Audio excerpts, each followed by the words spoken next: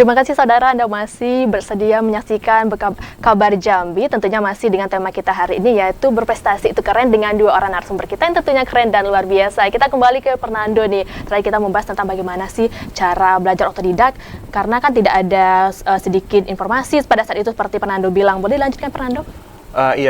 Sebagai orang yang mungkin baru memulai untuk di sekolah saya waktu itu juga, saya juga coba berusaha selain belajar otodidak referensi, tapi memberanikan diri juga untuk mencari ilmu dari orang-orang yang mungkin terjun lebih dulu, baik itu teman-teman dari universitas yang ada di Jawa, bahkan sampai Universitas Hasanuddin juga. Akhirnya kita bisa membangun relasi, komunikasi tentang event-event lomba debat dan segala macam, yang pada akhirnya kita punya standarisasi yang sama debatnya. Dari situ saya merasa beruntung banget punya teman-teman yang bisa juga untuk bantu saya improve di dunia debat. Jadi ada dua hal sih, yang pertama saya otodidak, cari referensi sendiri. Yang kedua, saya memberanikan diri untuk bertanya sama orang ya. Jadi jangan takut itu bertanya. Benar banget. Nah, kalau Fernando tadi kan dapat informasi terkait tentang lomba dari komunitas, dari teman-temannya. Kalau misalnya Roji dari mana tuh kan belajar sama ayah ya, dan ayahnya kebetulan hobi di catur. Itu dari mana tahu tentang lomba, ikut kompetisi seperti itu gimana? Awalnya kalau lomba itu kan kalau dulu dia diadakan oleh dinas, tapi kalau untuk lomba-lomba di luar itu biasanya ada info-info dari Google atau dari, kan ada Persatuan Catur Seluruh Indonesia, Percasi, itu biasa memberikan info untuk lomba-lomba biasanya. Rozi tergabung juga ya dalam organisasi itu, baik. Nah, lalu bagaimana sih persiapan Rozi sebelum mengikuti lomba? Biasa kalau persiapan saya biasa 3 bulan sebelum lomba. 3 bulan ya? 3 bulan. Itu gimana tuh? Boleh diceritain nggak? Jadi selama 3 bulan itu mungkin satu hari itu maksimal itu buka catur 8 jam, minimal 2 jam buka catur satu hari untuk buka-buka buku, menganalisa partai-partai, terus mempelajari trik dan strategi-strategi baru. Gitu. Strateginya tuh seperti apa sih kalau di olahraga catur? Saya masih awam nih dengan percaturan, gimana tuh Rozi? Jadi kalau strateginya itu sebenarnya tergantung dari kita sendiri sih. Kita yang menentukan kita mau main seperti apa, mau gaya terbuka atau gaya tertutup, kita mau defensif atau ofensif, kita mau menyerang atau tidak gitu.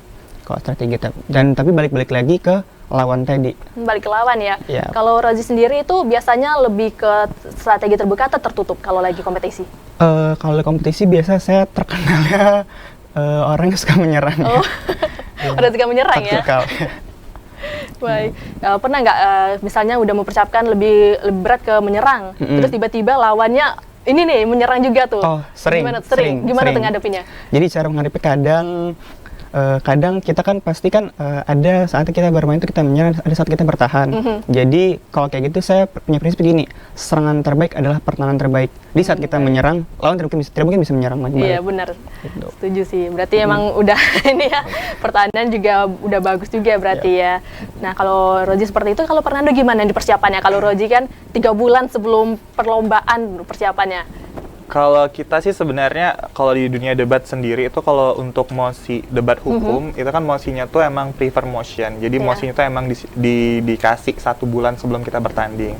Ya karena kita lebih banyak coba analisis undang-undang, analisis pendapat ahli dan segala macamnya. Tapi berbeda sama debat bahasa. Kalau debat bahasa itu kita bakalan dikasih mosinya tuh 30 menit sebelum bertanding. Jadi persiapannya tuh sebenarnya di debat bahasa itu ya kita emang kuasain meter materi banyak-banyak, tapi untuk persiapan secara khususnya tuh di debat bahasa nggak bisa. Karena mosinya tuh benar-benar dikasih on the spot 30 menit sebelum kita mulai berdebat. Sebelum berdebat baru dikasih 30 menit. Itu kan tentunya menjadi tekanan ya. Gimana ngadepin tekanan supaya pas lagi lomba, satu lagi lomba tuh bisa fokus di luar, misalnya persiapan kan belum tentu selama 30 menit itu, apalagi yang baru-baru misalnya nih di debat. 30 menit kan sebentar ya untuk mempersiapkannya, bagaimana? Yang pertama kita pastinya punya trik-trik ya Kak. Yang pertama kita dan saya dan adik-adik saya juga yang saya ajarin itu tuh punya beberapa prinsipal yang emang bersifat general yang bisa kita gunain ke seluruh mosi gitu, seluruh pembahasan di debat. Tapi ada cerita lucu, waktu itu ada mosi tentang Korean Pop, K-pop Kak. Itu diadakan oleh Kementerian Pendidikan, KDMI, Kompetisi Debat Mahasiswa Indonesia. Yang sejatinya saya nggak tahu nih K-pop itu apa, gimana agensi K-pop dan segala macam. Tapi saya dapat mosi itu 30 menit harus ngerjain tentang K-pop ya. Tapi karena basicnya memang punya prinsipal yang misalkan bisa kita pakai ke semua hal, jadi kita bisa coba pakai prinsipal general tadi ke semua mosi. Tapi untungnya rekan saya K-popers, jadi saya bisa ngebantu. Sangat membantu ya. Iya. Sangat membantu. Itu juga berlaku di debat hukum. Kalau debat hukum kita karena emang debatnya itu misalkan banyak menggunakan undang-undang, pendapat ahli itu nggak impromptu, tapi kita ada di waktu kasih prefer motion itu kira-kira 1 bulan. Karena itu benar-benar harus analisis, kita kadang observasi juga ke misalkan ke kementerian, ke profesor-profesor yang ada di Universitas Jambi untuk dapatin pendapat-pendapat ahlinya. Jadi itu perbedaannya. Kalau debat bahasa improm, kalau debat hukum tadi persiapannya ada. Harus ada penelitiannya Iya, ke berbagai pihak ya, kan nggak bisa asal-asalan, terutama dalam undang-undang pasal gitu, nggak mungkin salah nanti. Nah, kalau Fernando sendiri lebih suka di debat bahasa Indonesia atau debat hukum? Saya jujur lebih suka debat bahasa Indonesia ya Kak ya. Karena yang pertama debat bahasa Indonesia itu kadang memang saya lebih suka improm gitu. Saya lebih suka orang yang memang karena di debat bahasa tuh lebih mengasah critical thinking kita, beda sama yang debat hukum. Kalau debat hukum ketika Anda lebih rajin observasi, ketika Anda lebih banyak relasi dan segala macam untuk mendapatkan persiapan, Anda otomatis bakalan kans untuk menangnya lebih besar. Tapi kalau debat bahasa tuh benar-benar ya ketika kamu banyak mengetahui banyak hal, kamu bakal bisa menang banget, apalagi kamu bisa critical thinking dengan baik. Jadi saya lebih suka debat bahasa, karena debat bahasa setiap bulan ada lombanya juga. Setiap bulan ada. Ini bulan ini ikut lomba lagi nggak nih? Karena bulan ini saya lagi fokus ngejuri dulu Kak, karena lagi ada persiapan Provinsi Jambi mau ngirim LDBI tingkat nasional, dan kebetulan saya dipilih jadi ketua juri di tingkat Provinsi Jambi. Jadi ketua jurinya, wah luar biasa sekali. Tapi kalau udah lomba, lanjut. Saya mau ke Rozi lagi nih. Rozi kan dari sekolah dasar ya, ikut olahraga catur. Dan seperti Rozi bilang tadi, persiapannya 3 bulan. Sehari minimal 2 jam, maksimal 8 jam. Gimana sih ngelola waktunya, kan masih menjadi siswa dan harus latihan berjam-jam seharinya. Bagaimana Rozi? Jujur, masalah utamanya itu adalah bagi waktunya sebenarnya. Karena kan antara sekolah dengan latihan tadi. Kadang juga jujur kadang sering kalau kita lagi fokus deket-deket hamin 1 minggu mau lomba, kadang sekolah tuh kadang izin beberapa hari kadang. Tapi balik lagi pintar-pintar manage waktu sih. Pintar-pintar ya. Tapi sekolah tetap mendukung juga berarti ya, tetap mendukung, dan keluarga tentunya juga dukungan dari keluarga dan sekolah sehingga bisa sampai sekarang berprestasi seperti sekarang ini. Kalau Fernando gimana mengelola waktunya? Kebetulan karena memang basicnya mungkin fakultas hukum itu emang konsen terhadap lomba-lomba ilmiah, bahkan tuh kayak dosen-dosennya tuh support banget buat kita ikut lomba-lomba, bahkan diapresiasi dan segala macam. Jadi tapi tetap tujuan utamanya tuh emang berkuliah kayak gitu. Nah, jadi bakalan ada balance sih antara kuliah sama lomba, tapi tetap memprioritaskan kuliah. Tetap memprioritaskan kuliah. Kalau misalnya ada nih lomba nih yang pengen banget, pernah nggak kayak itu pengen banget tapi kuliah juga lagi sibuk jadwalnya, gimana, pernah nggak ngadepin gitu? Pernah banget waktu beberapa kali lomba di KDMI itu waktu UAS dan segala macam. Ya kadang kita dapat dosen yang memang mudah untuk ngasih dispensasi, dan kadang juga kita bakalan susah untuk ngasih pengertian ke dosen dan segala macam. Kadang disuruh pilih mau pilih UAS atau mau lomba ya kan. Tapi di sisi lain saya percaya kalau misalkan kita udah terjun di dalam suatu dunia dan kita bisa lebih dari orang lain, kita juga harus siap lebih capek, lebih bisa manage waktu dan segala macamnya. Dan saya sudah konsekuensi terhadap itu. At least ketika misalkan teman-teman UAS, saya harus besoknya UAS susulan dan segala macam. Jadi saya emang benar-benar orang hibur, mungkin saya ikut UAS susulan dan segala macam. Jadi emang udah konsekuensinya. Udah konsekuensi ya. Pernah nggak ngerasa kayak, aduh capek banget gitu? Pernah, apalagi kemarin waktu jadi salah satu pemimpin organisasi ilmiah juga yang namanya Law Science Organization, LSO. Itu ada 5 divisi, saya benar-benar saya ikut lomba debat, saya ngehandle organisasi, belum lagi saya dituntut juga untuk lulus kuliah dengan cepat karena ada goalsnya lagi kan, mau lanjuti pendidikan dan segala macam. Itu benar-benar saya sampai sekarang nih imbasnya kayak insom dan segala macam, itu kayak tidur nggak teratur, tapi pada akhirnya saya dapati juga gitu loh, bisa lulus dengan tepat waktu, bisa dapat juga ngurus organisasi dengan baik, dan juga bisa untuk dapat prestasi untuk diri saya sendiri. Wah, berarti ya. Itu 1 jam, 1 harinya berapa jam ya Fernando ini? Banyak sekali kegiatannya. Tidurnya mungkin bisa 3 jam, 4 jam 3 itu. Jam, 4 jam? Kadang kalau misalkan flight lomba itu kayak nggak bisa tidur gitu, 30 menit kebangun, udah jam 6 nggak ya, takut ketinggalan pesawat dan segala macam. Soalnya beberapa kali ketinggalan pesawat juga kan, jadi gitu. Trust issue. Itu gimana? Kan tidurnya kurang. Bisa tetap fokusnya gimana? Cara tetap fokus? Cara tetap pastinya ibu saya siapin suplemen, vitamin dan segala macam. Juga saya menyempatkan waktu misalkan kalau misalkan flight lomba dan segala macam, saya tidurnya di pesawat atau tidurnya 30 menit, saya kasih alarm dan segala macam. Ya diusahakanlah nyelip-nyelip gitu. Nyelip-nyelip ya. Nah, saya mau ke Rozi lagi nih.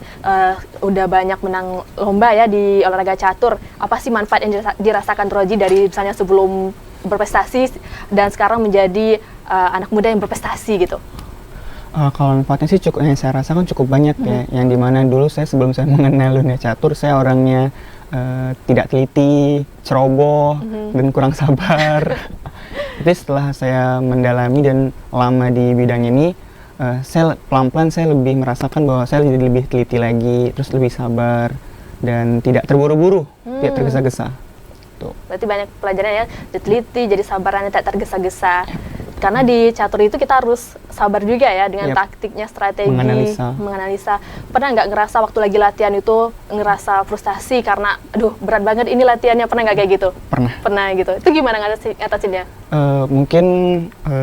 Mungkin itu sering bahkan sering karena kan kadang waktu latihan itu kadang sampai malam, sampai subuh kadang kan. Jadi kalau frustasi itu sering, cuman saya bersyukur ada ibu saya yang selalu support, selalu mendoakan saya, selalu membimbing saya, selalu berikan saya suplemen, selalu menyemangati saya sih. Berarti emang harus jaga kedua bidang lomba ini juga harus membutuhkan fokus juga ya, apalagi bidang Rozi ya, catur, strategi ya, harus ketelitian, kesabaran juga. Nah, kalau misalnya ngerasa lagi putus asa tadi ya, caranya itu lebih ke gimana kalau Fernando? Kalau putus asa sih, saya yang pertama ya pastinya ngadu sama yang di atas ya, kebetulan ya kayak gitu. Kebetulan saya juga jarak sama adik saya tuh jauh banget, dan mungkin orang tua saya juga sibuk, jadi saya nggak ada teman cerita ya, saya lebih banyak cerita sama yang di atas. Tapi di sisi lain, kalau misalkan merasa putus asa, saya selalu megang kata-kata dari seseorang yang saya selalu kutip tuh, saya pernah dengar apa yang terlewat bagi diri kita, berarti itu emang bukan takdir kita ataupun bukan yang terbaik untuk kita. Jadi saya nggak pernah ngerasa menyesal, nggak pernah ngerasa kesepian, apapun yang belum saya dapat berarti emang bukan yang terbaik buat saya. Itu bukan aja terbaik sih. Saat itu ya, mungkin di kegiatan lain itu terbaik. Benar. Nah, kita lanjutkan usaha jeda pada berikut dan saudara tetaplah di Kabar Jambi.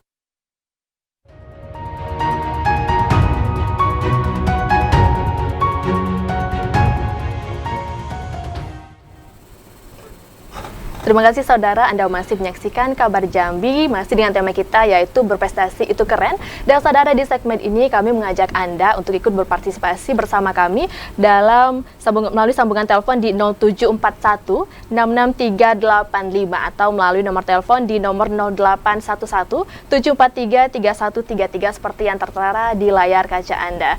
Dan saya ingin melanjutkan ke Raji lagi nih, gimana sih kalau misalnya mengantisipasi kekecewaan atau keputusasaan sewaktu mengikuti perlombaan, gimana Razi? Mungkin hampir sama kayak Fernando tadi ya, lebih menyerahkan pada yang di atas, mengadu pada yang di atas, karena juga memang tempat mengadu paling baik itu yang memang Allah SWT yang di atas. Dan untuk mengatasinya mungkin saya lebih cerita ke orang tua sih kayaknya. Cerita untuk ke orang tua tadi, ya. Tidak saya pendam sendiri. Kalau menurut Fernando, apa saja sih manfaat yang Fernando rasakan mengikuti berbagai kompetisi dan juga apalagi yang baru-baru ini yang menjadi top talent di BUMN Summit, Legal Summit dan juga di debat? Kalau benefitnya sendiri tuh banyak banget. Salah satunya untuk diri pribadi juga.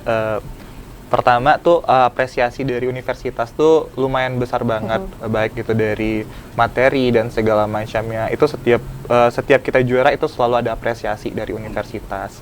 Bahkan juga beberapa privilege yang dikasihkan universitas, memudahkan dan segala macamnya, itu tuh benar-benar ngebantu banget. Namun di sisi lain saya percaya apresiasi yang paling besar dan menurut saya yang paling menguntungkan bagi saya adalah ketika mengenal banyak orang-orang hebat. Misalkan orang-orang dari kampus-kampus luar, ketemu direktur utama BUMN, komisaris BUMN, itu menurut saya hal yang sangat luar biasa, yang bisa kita tukar berpikir, kita bisa ngasih informasi dan segala macam. Bahkan ketika kita misalkan liburan ataupun ada kegiatan di luar kota atau luar provinsi, kita mudah banget buat cari teman-teman di se-Indonesia tadi. Itu menurut saya benefit banget sih ya. Dan juga jadi menjalin relasi. Iya, benar. Lalu misalnya nih ada teman-teman kita yang masih belum berani untuk mengikuti berbagai kompetisi ataupun ingin ikut debat nih, tapi bingung kan, masih takut-takut. bagaimana saran dari Fernando? Yang pertama pastinya teman-teman yang ingin ikut debat ataupun teman-teman yang ikut lomba apapun di luar sana, pastikan kalian memang ketika misalkan masuk ke dalam suatu dunia yang pengen kalian tekunin, kalian harus konsisten. Kunci yang utamanya adalah konsisten, yang selalu diingatkan orang tua saya, walaupun kamu kalah, walaupun apapun yang terjadi, kamu harus konsisten terhadap dunia yang pengen kamu kembangin. Yang kedua, coba cari lingkungan ataupun circle yang memang membantu kamu di dalam membangun kemampuan kamu. Misalkan di debat, cari circle-circle mungkin orang-orang yang mampu untuk membangun kalian di dunia debat dan segala macam. Dan yang paling penting, kita harus coba masuk komunitas debat dan segala macam. Dan yang paling penting adalah jangan malu bertanya dan jangan takut bertanya sama siapapun, karena kan semua orang adalah guru bagi kita sendiri. Iya, benar sekali. Terkait dengan konsistensi, gimana cara Fernando untuk menjaga konsistensi dalam mengatur waktu misalnya ya, gimana Fernando? Yang pertama, kalau masalah mengatur waktu, ya pastinya kita punya skala prioritas. Saya selalu membuat skala prioritas, selalu buat di kalender saya mana yang harus saya dahului dan segala macamnya. Namun di sisi lain juga kita harus juga bisa bilang tidak kepada beberapa kegiatan yang mungkin memang kita nggak bisa bertanggung jawab kayak gitu. Jadi kita penempatannya adalah skala prioritas, dan ketika kamu udah janji tuh untuk janji untuk dalam satu kegiatan dan segala macam, diusahakan untuk bertanggung jawab terhadap janji kamu gitu. Tanggung jawab dengan Benar apa yang banget. kita sudah iakan ya. Benar banget. Benar sekali. Baik, kalau Rozi gimana Rozi? Misalnya ada teman-teman kita yang apalagi pecatur pemula nih, yang ingin terjun di olahraga catur, apa sih saran dan nasihat dari Rozi untuk mereka? Oke, mungkin kalau untuk pemula yang ingin terjun ke dunia catur, mungkin tantangannya tidak seberat dulu ya, yang dimana kalau zaman sekarang kan semua bisa diakses dari YouTube, Google. Mungkin bisa mulai dari YouTube dulu tentang buat tutorial untuk bermain catur dengan baik, pembukaan, penutup, dan ending. Itu sih Mbak. Nah, berarti ada pembukaan, penutupnya gitu ya. Kalau pembukaan itu biasanya strateginya seperti apa? Pembukaan itu dia ada biasa tuh awal langkah dari langkah pertama sampai langkah 12 langkah biasanya Mbak. Ada 12 langkah. Iya, biasanya seperti itu. Itu apa aja tuh Rozi? Itu ada macam-macam sih, ada 6 pembukaannya, Ruy Lopez, ada Sicilian, terus ada King's Gambit, banyak sih Mbak. Banyak ya? Iya. Dan penutupnya ada 12 juga? Endgame itu dia adalah hasil dari kalkulasi dan analisa dari permainan tengah tadi ke ending ke akhir. Dari ending ke akhir. Kalau Rozi kedepannya pengen meraih apa lagi nih? Apakah masih pengen mengikuti berbagai lomba di dunia catur atau di kompetisi lain? Jujur untuk saat yang dekat ini di bulan Juli besok ada porprov sih, saya ikut porprov sih. Untuk lombanya. Seperti itu ya. Kalau Fernando mau tiap bulan ya, jika selagi ada lombanya di itu ya, selagi kita masih bisa ya, jangan disia-siakan kesempatan ya Fernando ya. Lalu selama mengikuti kompetisi ketemu banyak orang, pelajaran terpentingnya apa sih? Pelajaran terpentingnya yang pertama kali saya dapat adalah respect kepada orang lain. Jadi tuh banyak banget mungkin teman-teman yang mungkin udah juara nasional ataupun teman-teman yang mungkin udah banyak jam terbangnya, tapi terkadang kita tuh lupa kalau kita tuh dulu bukan siapa-siapa, ataupun lupa kalau dulu tuh kita dasarnya juga sering kalah dan segala macam. Saya merasa teman-teman yang mungkin baru terjun dan segala macam, pengalaman yang saya bisa ambil adalah ketika saya di titik bawah kemarin, banyak banget teman-teman di luar sana yang mau bantu saya, mau ngajari saya, dan ketika saya sudah di titik ini, pelajaran yang bisa saya dapatkan, bagaimana pada akhirnya saya juga bisa menyalurkan ilmu yang saya dapatkan dari teman-teman saya kemarin, itu bisa saya salurkan kepada orang-orang yang baru terjun. Saya motivasi kepada orang-orang yang baru terjun biar nantinya continue gitu, biar bermanfaat bagi orang lain. Tapi yang paling penting respect sama orang lain sih, saling menghargai. Itu penting banget bagi saya. Dan juga memberikan lagi ya apa yang sudah kita peroleh ke lingkungan di sekitar kita. Itu banyak nggak yang adik-adik tingkat kan di kuliah ya, itu yang pengen belajar sama Fernando? Kebetulan karena kita ada komunitas namanya pelatihan debat kelompok terpadu, jadi itu memang benar-benar bukan dari saya saja, bahkan dari senior-senior saya masih juga ikut menghandle adik-adik ketika misalkan ada lomba, dan setiap Sabtu itu mereka ada pertemuan rutin lomba debat. Jadi kami mengusahakan untuk nantinya regenerasi terus ada di Fakultas Hukum Universitas Jambi terutamanya. Berharap ada regenerasi ya. Benar. Dan apakah pengen ikut cabang lain gitu, debat bahasa Inggris misalnya? Kalau sampai saat ini saya karena udah bukan mahasiswa lagi, saya lebih fokus mungkin untuk jadi coaching sama juri aja. Karena menurut saya ya kompetisi debatnya mungkin bisa dikurangin karena kebanyakan kan emang kompetisi debat kan syaratnya harus mahasiswa. Sedangkan saya bukan mahasiswa lagi, tapi gimana pada akhirnya saya bisa kontribusi di bagian pelatih ataupun di bagian menjuri debatnya nanti. Biar generasi selanjutnya juga ikut berprestasi ya. Kalau Razi sendiri gimana? Banyak nggak teman-teman yang ingin belajar sama Razi gitu? Cukup banyak. Cukup banyak ya? Cukup banyak. Tapi saya juga membantu, tapi saya juga mengalihkan mereka ada ke tempat privat khusus gitu, Mbak. Ada tempat privat juga ya? Razi sempat ikut juga nggak privat habis udah banyak ikut lomba, ataukah ikut lagi privat khusus seperti itu?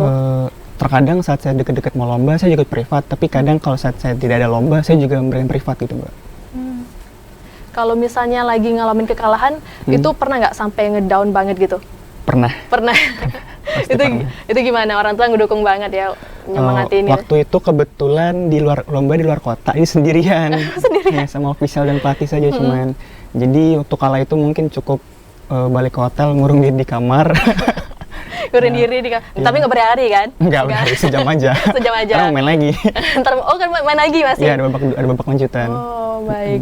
Itu gimana tuh dalam 1 jam itu, gimana bisa dalam 1 jam nenangin diri? Karena kan ada lomba lagi, gimana taktiknya itu? Taktiknya kayaknya sholat sih. Sholat ya, nggak ada sampai di atas ya? Iya. Nenangin diri. Kalau Fernando pernah nggak sampai mengalami kekalahan sampai kecewa banget? Pernah sih, pernah banget waktu SMA. Waktu SMA waktu itu kita tuh udah juara 2 di tahun 2016 dan kita tuh 2017 ikut lagi, otomatis kita tuh jadi tim unggulan tapi pada akhirnya kita harus kalah dan itu menurut saya kayak saya terpukul banget, kayak ngerasa kok nggak bisa sama kayak tahun kemarin atau tahun sebelumnya. Tapi ya sama kayak Razi, murung di kamar, butuh waktu sendiri, kayak evaluasi diri dan segala macam, tapi nggak berlarut dan segala macam. Ya. Karena ada quotes tadi, apa yang terlewat berarti bukan yang takdir yang terbaik buat kita. Ngerasa ada ekspektasi dari orang lain karena kita udah pernah itu. Berarti karena udah banyak ikut lomba, ekspektasi dari lingkungan sekitar berat banget. Ya? Berat banget tuh? Ekspektasinya, misalkan kita ketemu, misalkan siapa tim ini, iya Nando, ataupun nama-nama lain yang mungkin udah sering ikut lomba debat gitu. Pastilah dia menang dan segala macam. Padahal kita nggak pernah tahu orang-orang baru tuh bahkan lebih giat latihan kadang, bahkan mereka lebih excited ya kan, karena emang baru awal-awal emang pengen menang dan segala macam. Kadang kita beberapa kali juga kalah dan harus mengakui mereka memang benar-benar hebat dan mereka benar-benar lebih hebat waktu itu daripada kita di MOSI itu. Jadi ekspektasi orang lain sih yang sebenarnya yang membuat berat banget ketika misalkan kita udah punya jam terbang yang cukup. Gitu. Jadi jangan sampai terlena juga ya, karena kita udah pernah berprestasi di tahun sebelumnya. Nah itu gimana juga tuh, gimana cara ngatasin supaya nih misalnya ada teman-teman kita yang saat ini mungkin meraih prestasi yang luar biasa, supaya tidak terlena di kompetisi selanjutnya tetap meraih prestasi yang lebih baik lagi, gimana tuh? Yang pertama sih teman-teman nggak boleh ngerasa selagi teman-teman bisa untuk belajar terus, improve terus, teman-teman nggak boleh ngerasa ilmu saya cukup. Tapi di garis bawahi teman-teman juga harus bersyukur. Tapi kita nggak boleh ngerasa ilmu saya udah paling tinggi, ilmu kita udah paling besar dan segala macamnya. Bahkan saya juga nggak segan-segan itu belajar sama teman-teman yang mungkin baru masuk kuliah ataupun teman-teman SMA sekalipun. Saya bertukar pikir tuh nggak malu dan segala macam, karena kata saya tadi ilmu tuh datang dari mana aja. Dari mana aja ya, walaupun teman kita lebih muda dari kita, bisa jadi mereka lebih banyak tahunya daripada kita. Baik, kalau dari Razi gimana sarannya? Kayaknya kalau untuk saran dari saya untuk yang pecatur-pecatur yang baik baru terjun di dunia catur atau sudah lama, itu kayaknya sama kayak Mas Fernando tadi, yaitu konsistensi adalah kuncinya. Konsistensi adalah kuncinya. Iya. Karena kita harus bertanggung jawab dengan apa yang udah kita mulai dan kita akhiri. Kalau misalnya saya orang yang nggak sabaran nih, kurang teliti, itu kalau saya ikut di catur tuh kira-kira bisa nggak? Kayaknya bisa, Mbak. Bisa ya? Tapi kuncinya tadi konsisten. Konsisten ya. Karena harus ada sifat itu, emang di catur harus ada sabar, teliti, tidak tergesa. Pernah nggak waktu itu kan Razi kan sebelumnya juga merasa kurang teliti ya, katanya tadi. Pernah waktu kompetisi tiba-tiba ngerasa tergesa-gesa gitu? Pernah. Dan ujungnya jadi kalah jadinya. Kalah ya? Yeah. Jadi harus pandai-pandai mengelola diri juga. Suatu itu waktu di lomba itu gimana? Misalnya tiba-tiba sadar, pernah nggak tiba-tiba sadar, aduh aku kurang teliti nih, aku terlalu tergesa-gesa gitu? Sering. Terakhir waktu lomba tahun 2022 kemarin, di babak terakhir, penentuan antara kalau saya menang saya emas. Wah. Medali emas. Kalau saya kalah, saya medali perunggu. Kalau saya seri atau draw, itu medali perak.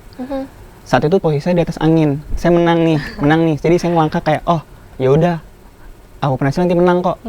Saya ngelakuin langkah yang bisa dibilang bikin ada invisible hand dari menang jadi kalah jadinya. Dan situ saat melangkah saya baru sadar, oh ini salah ternyata. Oh di situ. Dan lawannya tahu, jadi saya dihukum sama lawan saya, jadi saya kalah. Nah, Rozi ini pernah ngikutin perlombaan cabang olahraga catur tingkat apa aja nih? Prestasi yang diraih apa aja? Kalau dari bertahapnya, kalau dari SD kan dulu ada tingkat kecamatan, terus tingkat kota, tingkat provinsi, sampai tingkat nasional. Itu meraih medali apa aja dari SD, dari SMP bertingkat atau langsung bisa emas gimana tuh? Oh enggak. Enggak ya? Ada prosesnya, ada proses. Kalau SD gimana? Kalau SD itu selalu stuck di juara 2. Terus SMP saya ada stop dulu sekitar 1 tahun waktu awal SMP karena masa peralihan. Terus kelas 2 kelas 3 saya juara lagi. Waktu itu ada Piala Kepala Dinas Pendidikan Kota Jambi, saya juara 1 2 tahun berturut-turut. Wah. Nah, itu lanjut waktu SMA, saya mulai tuh sering juara di provinsi. Dan terakhir tuh saya kelas 2 mau ke kelas 3, itu saya juara nasional yang di Palembang. Wah, luar biasa sekali. Berarti emang ada proses ya sebelum menjadi seperti Rozi yang sekarang. Sebelum fokus di catur waktu SD itu, Rozi pernah nggak pingin terlibat dalam kompetisi lain gitu, coba-coba yang lain juga? Pernah sih, dulu taekwondo dulu. Oh, taekwondo? Ya, cuman kayak diizin sama orang tua. Fokus di catur aja ya? Fokus di catur aja. Nah, kalau Fernando nih, saya kurang banyak tahu nih tentang, tadi kan debat di bahasa Indonesia, debat di debat hukum ya? Apa aja prestasinya sih? Kalau misalkan di kementerian itu ada beberapa yang dari Kementerian Pendidikan untuk anak SMA-nya itu ada lomba debat bahasa Indonesia. Itu se-Indonesia, setiap provinsi mengirimkan. Kalau untuk yang KDMI yang paling prestis nih, misalkan kita setiap minggu, setiap bulan bisa lomba.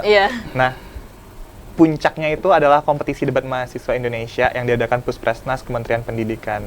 Jadi itu merupakan puncaknya, dan alhamdulillah dari 113 universitas, kemarin Universitas Jambi berada di peringkat 20. Wah.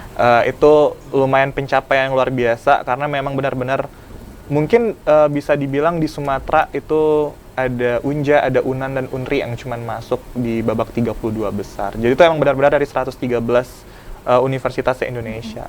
Cuman kalau misalkan di lomba-lomba debat fair gitu lumayan banyak, kita bisa ikut setiap bulannya karena di biaya perguruan tinggi juga ya kan, jadi kita memanfaatkan. Misalkan kemarin baru terakhir nih cerita lucu, jadi saya sebelum udah daftar sidang, tapi saya dibilang kalau misalkan Nando mau sidang harus bawa 1 piala lagi juara 1 katanya. Jadi suruh ikut lomba dulu? Jadi saya ikut lomba dulu, seminggu sebelum saya sidang saya ikut lomba dulu di Universitas Riau, diadakan oleh Farmadiksi Visip Universitas Riau, dan alhamdulillahnya itu waktu itu final kita ketemu tuan rumah, jadi Unja versus Unri. Saya udah deg-degan nih, kalau misalkan saya juara 2 saya nggak bisa ujian nih.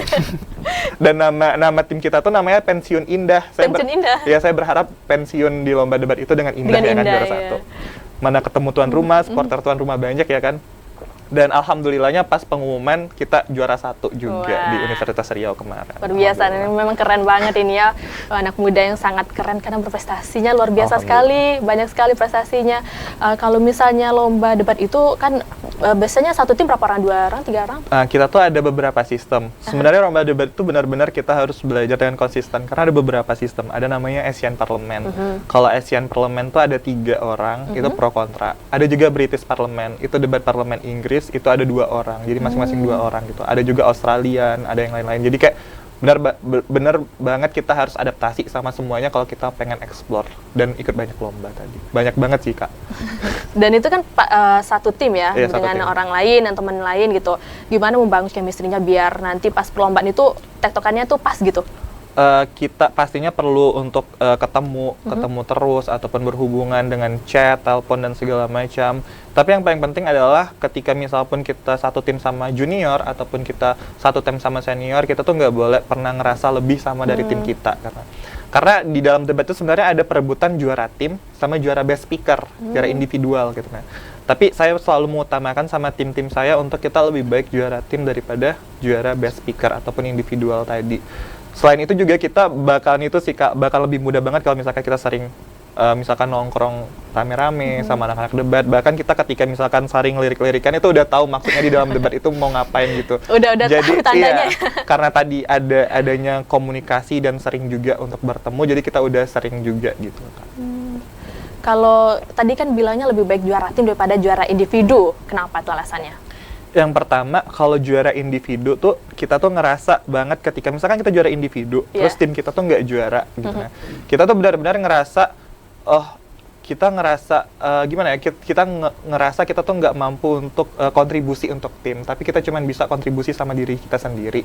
Yang kedua, kita juga ngerasa nih teman-teman kita tuh berproses, berusaha untuk kemenangan, tapi at least kita sendiri yang dapat. Jadi tuh ngerasanya tuh kayak menang tapi sedih gitu, menang tapi ngerasa sedih.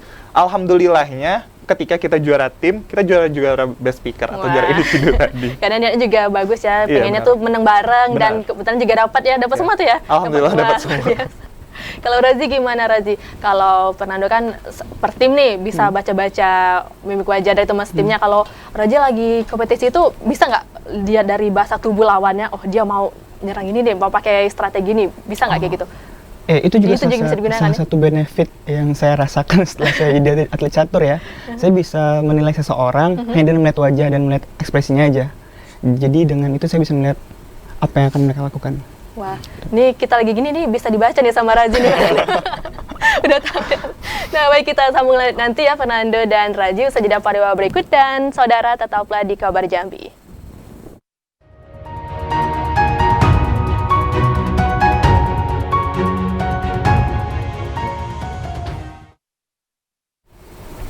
Terima kasih saudara, Anda masih menyaksikan Kabar Jambi masih dengan tema kita yaitu berprestasi itu keren, masih dengan dua orang narasumber kita yang luar biasa dan keren tentunya. Dan tidak terasa kita sudah di segmen terakhir yang artinya kita akan mendengarkan closing statement ataupun pernyataan penutup dari dua orang narasumber kita.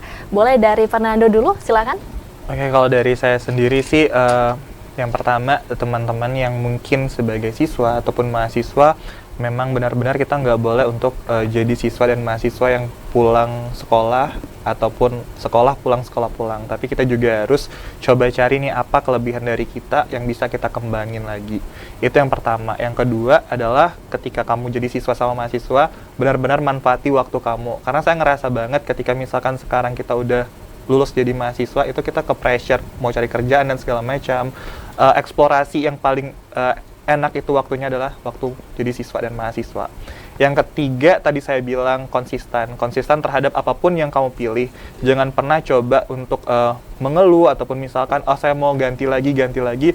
Dan kalau bisa, ketika Anda turun dan niat serta konsisten di dalam dunia yang emang Anda ingin tekunin, ya Anda harus benar-benar harus menamatkannya, finishnya dengan happy ending kalau bisa. Terus yang terakhir yang pengen banget saya bilang adalah ketika teman-teman ngerasa kesepian, teman-teman ngerasa, saya gagal, saya putus asa, yang tadi lagi yang saya omongin di segmen 1, 2, 3, kalau misalkan apapun yang terlewat bagi kita, apapun yang tidak didapatkan oleh kita, ataupun apapun hasil yang didapatkan, apapun yang terlewat dari kita, itu memang bukan takdir yang terbaik untuk kita. Saya ngerasa banget ketika misalkan kemarin saya nggak lolos UI dan segala macam, mungkin Tuhan menakdirkan saya di Unja dan sekarang alhamdulillah saya bisa untuk explore diri saya di Unja dengan sebaik-baiknya. Itu aja sih, kuncinya adalah konsisten sama jangan pernah putus asa. Konsisten dan jangan pernah putus asa. Terima kasih Fernando udah hadir hari ini berdialog bersama kita ya. Selanjutnya Rozi, silakan. Mungkin statement dari saya hampir sama dengan Mas Fernando, yang dimana jangan pernah mau jadi orang yang biasa-biasa saja, jadilah selalu orang yang luar biasa, selalu tunjukkan versi terbaik dari diri kita sendiri. Dan sama dengan hal tadi soal konsistensi, yang dimana jika kita sudah memilih sesuatu hal, maka tekuni bidang-bidang tersebut. Memang banyak halangan, rintangan, tantangan, godaan, batasan, tapi kalau kita bisa melewati itu semua, mungkin akan menuju happy ending, mungkin bisa tidak, tapi setidaknya kita sudah mencoba. Jadi kita jangan pernah takut untuk mencoba.